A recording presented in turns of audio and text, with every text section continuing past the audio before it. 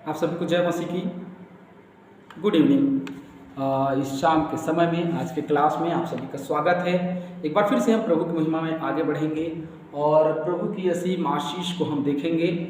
इससे पहले कि हम क्लास में आगे बढ़ें, चैनल को लाइक करें, सब्सक्राइब करें, दूसरों तक शेयर करें ताकि बहुतेरे लोगों तक ये चैनल पहुंच सके और प्रभु की इस शिक्षा को महसूस कर सकें, प्रभु के इस शिक्षा को वो ले सकें और लगातार जो बाइबल क्लास चल रही है उसमें वो ज्वाइन कर सकें, जुड़ सकें और बाइबल कैसे प्रचार किया जा सकता है, कैसे लोगों को सरल तरीके से बताया जा सकता है, ये हम सीख पाएँ।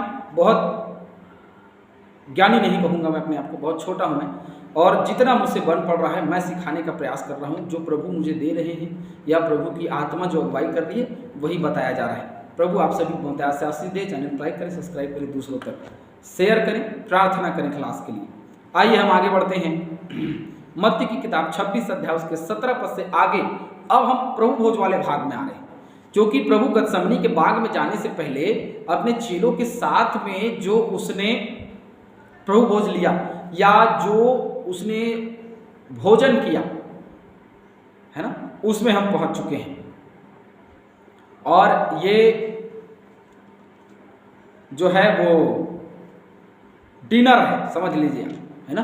जैसे हम डिनर करते हैं, रात में भोजन करते हैं, ठीक वैसे ही प्रभु यीशु मसीह वहाँ बैठे हैं, भोजन कर रहे हैं। लेकिन ये जो भोजन है या ये जो भोज है, जो ये खाने का समय है या जो डिनर है, ये एक विशेष डिनर है और ये एक विशेष भोज, एक विशेष भोजन का टेबल लगा हुआ है और रोटी वही है, दाखरस वही है, लेकिन यीशु मसीह की जो मनसा है या मसीह यीशु के जो विचार हैं उस दिन वो अलग है, क्योंकि अभी तक वो उनके साथ में बैठता और खाता है, लेकिन अब जो खा रहा है ये उसकी आखिरी, इस दुनिया में रहते हुए वो एक उसकी आखिरी भोज्य पदार्थ को अपने जीवन में ग्रहण करने का दिन, एक आखिरी समय अपने चेलों के साथ में जो अपने मारे जाने से पहले उसने बिताया, उसको हम अब देखने वाले हैं। बहुत बारीकी से एक एक वचन करके, एक एक कदम करके हम आगे बढ़ेंगे। 17 पद पढ़ेंगे। अख़मीरी रोटी के पर्व के पहले चेले यीशु के पास आकर पूछने लगे, तू कहाँ चाहता है कि हम तेरे लिए फसह खाने की तैयारी करें। मतलब ये एक फसह के पर्व की अख़मीरी रोटी है। फसह के पर्व में अख़मीरी रोटी खाई जाती है, ये उन दिनों बात है। देखते हैं, चलिए निर्गमन 12 निकालेंगे कि ये वास्तव में है क्या, है ना, एक मिनटी है क्या। 12 निर्गमन 12 निकालेंगे मेरे साथ में, और निर्गमन 12 का 18 से 20। वहां लिखा है, पहले महीने के 14वें दिन की सांझ से लेकर 21वें दिन की सांझ तक तुम अख़मीरी रोटी खाया करो। अब 14 दिन से 21वें दिन तक, 14 दिन से 21वें दिन तक अख़मीरी रोटी खाया करो। 7 दिन तक तुम्हारे घरों में कुछ भी खमीर ना रहे, परंतु जो कोई किसी खमीरी वस्तु को खाए, चाहे वह देसी हो चाहे परदेसी हो, वह प्राण इजराइलियों की मंडली से नष्ट किया जाएगा। कोई खमीरी वस्तु न खाना, अपने सब घरों में बिना खमीर की रोटी खाया करना। इसका मतलब यह है कि पहले आटा को गूंद करके खमीर किया जाता था और खमीर करके रोटी बनाया जाता था उन दिनों में। लेकिन जब ये पर्व मनाते थे, फसह का पर्व, तो ये अख़मीरी रोटी, मतलब जिसमें खमीर ना, ये रोटी बनाया जाता था। अख़मीरी रोटी तो स्पष्ट है अख़मीरी रोटी है ना, जिसमें खमीर ना हो। जैसे हम लोग खमीर करके क्या खाते हैं आपको पता है, भटूरे खमीरी करके, डोसा खमीरी करके, इडली, ये सब बनाया जाता था। तो उन पर्व के दिनों में अभी इस समय की चलती फिरती बातें बता रहा हूँ, ये इस समय खमीरी चीज़ें बनाई जाती थी। तो ये अख़मीरी चीज़ें से बचे रहना। ब्रेड जो बिना खमीर के नहीं बनाया जाता, तो ब्रेड से बचे रहो, नहीं खाना उन दिनों, सिर्फ अख़मीरी रोटी खाना। तो बोले कि अख़मीरी रोटी हम कहाँ बनाएं जिसको तुम खा सको, क्योंकि मैदे का जो रोटी है वो अख़मीरी से मुलायम नहीं होता, तो टाइट हो जाता, मोटा मोटा रोटी बनाया जाता। खमीरी, जब खमीर होता था उसमें तो वो थोड़ा सा लचीलापन रहा करता था, इसीलिए। लेकिन उन दिनों में आप अख़मीरी रोटी खाना, कब, जब फसह का पर्व हो तब। आगे हम इस चीज को पढ़ते चले जाएंगे। बिना खमीर की रोटी ना खाना, ये मूसा की व्यवस्था में बात को बताएगा, इसलिए ये रोटी नहीं खाना चाहिए उन दिनों में। ऐसा व्यवस्था की किताब निकाल लेंगे मेरे साथ में, व्यवस्था 16, व्यवस्था विवरण 16 5 से 8।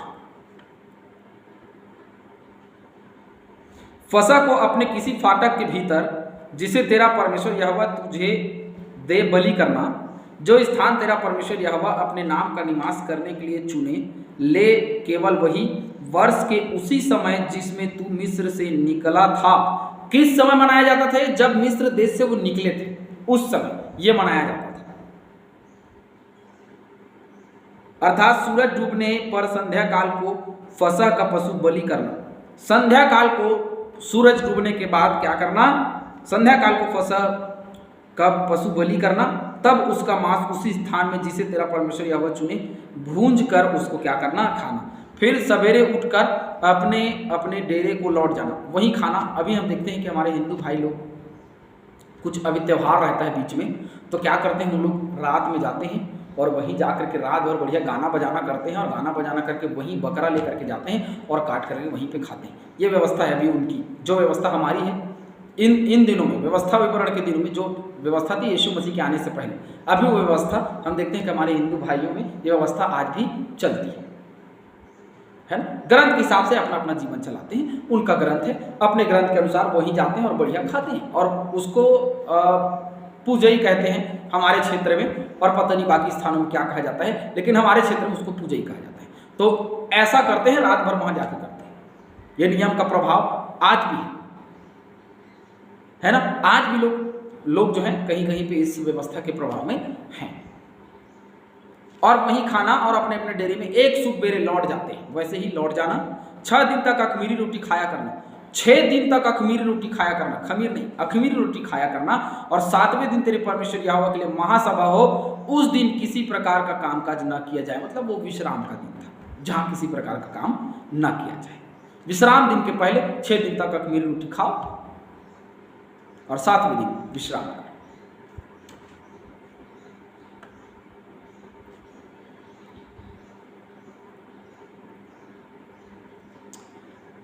उसने कहा, नगर में अमुक व्यक्ति के पास जाकर उससे कहो। नगर के पास अमुक व्यक्ति है, उससे जाकर के कहो,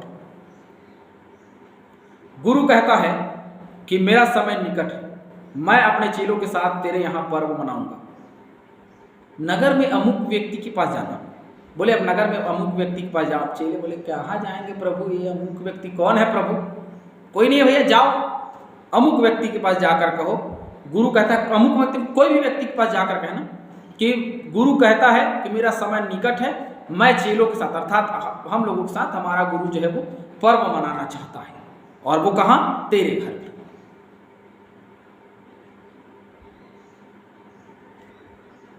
मरकुस 14 का 35 देखेंगे।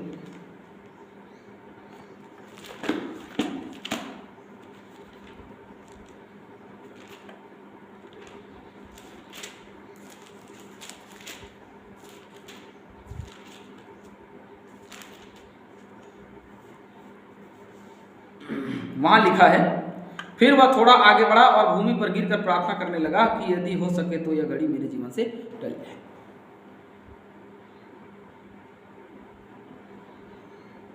है ना।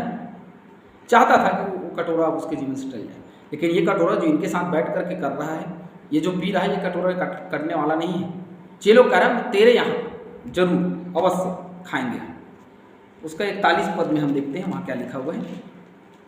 फिर तीसरी बार आकर उसने कहा, अब सोते रहो और विश्राम करो, बस वह घड़ी आ पहुंची है, देखो मनुष्य का पुत्र पापियों के हाथ में। ये वही बात है जो लिखा है कि उसका दिन आ गया है, निकट है, क्योंकि वो अब क्रूस पर चढ़ने वाला है। ये उसका दिन है, ये उसका समय है, और उसका समय आ चुका है कि अब वो लोगों पर प्रकट। अभी तक वो लोगों के ऊपर प्रकट होना नहीं चाहता था, है ना। अपने माता मरियम को उसने कहा कि अभी मेरा दिन नहीं आया है, जब उसने पानी को दाखरस बनाया, मतलब पानी दाखरस से बेहतर स्वाद में बनाया, है ना। और दाखरस जैसा नहीं था, परंतु वो उससे अलग था, उससे बहुत टेस्टी था, और लोगों ने उसको चखा, है ना। तो वो दिन नहीं आया था जब उन 70 चेलों को भेजा तो कहा मुझे प्रकट नहीं करना, प्रचार करना है बस, और किसी के ऊपर वो प्रकट नहीं होना चाहता। लेकिन अब प्रकट होने का समय आ गया कि क्रूस पर से पूरी दुनिया को वो दिखाई दे। आज भी वो वही क्रूस पर पूरी दुनिया को प्रेम बांटता हुआ दिखाई देता है। हालेलुया। एक ऐसी छवि क्रूस पर चढ़ करके उसने बनाई, एक ऐसी तस्वीर बनाई जो आज भी लोग देखते हैं बड़े आशा भरी नजरों से, बड़े अपने प्रार्थना और निवेदनों को लेकर के उसकी ओर ताकते रहते हैं। जो उसकी ओर ताकते रहता है वो जीवन पाता है। हालेलुया। यूहन्ना निकालेंगे मेरे साथ में, 7 का 6 पढ़ेंगे। तब यीशु ने उनसे कहा, मेरा समय अभी तक नहीं आया, परंतु तुम्हारे लिए सब समय है ना। मेरा समय अभी तक है ना, मेरा समय अभी तक नहीं आया। लेकिन जब वो क्रूस पर चढ़ने गया तो उसका समय आ गया भैया। 8 पद भी देखेंगे, वहां लिखा है, तुम पर्व में जाओ, मैं अभी इस पर्व में नहीं जाता, क्योंकि अभी तक मेरा समय पूरा नहीं हुआ। क्योंकि जब इसका समय पूरा होगा तो ये पर्व में जाएगा। पर्व अब आया है क्योंकि उसका समय पूरा हो गया, इसलिए वो पर्व में आया है। हालेलुया। क्योंकि अब वो समय आ चुका है कि वो पर्व में शामिल है।